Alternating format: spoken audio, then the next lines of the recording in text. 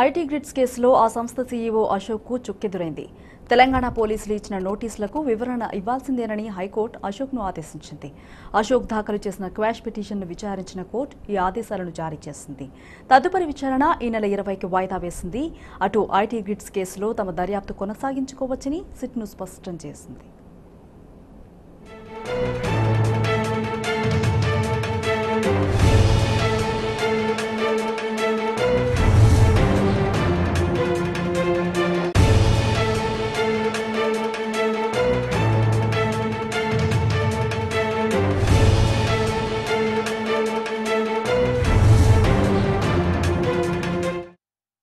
IT grids కేసులో ఆ సంస్థ సీఈఓ అశోక్ చుక్కెదురైంది.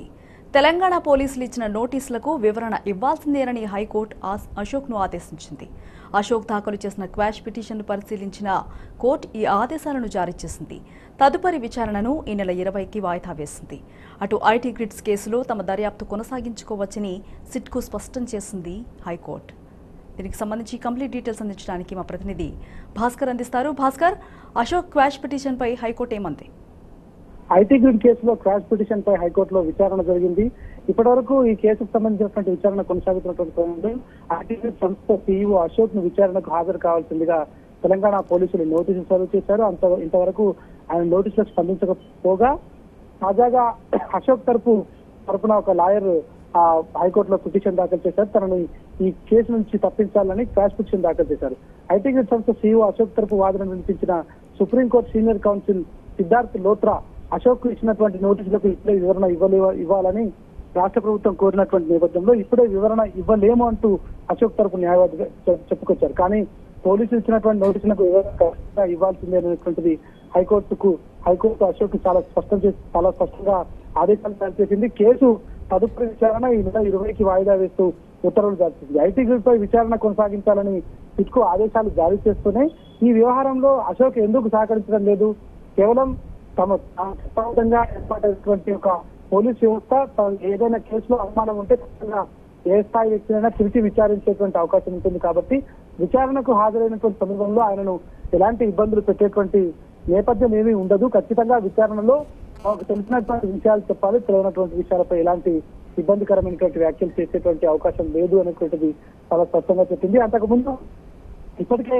విద్వేషాలు రెచ్చగొట్టేలా మాట్లాడారనేటువంటి విషయాన్ని పోలీసులు ఆధారాలతో సహా నివేదిక హైకోర్టుకు సమర్పించారు.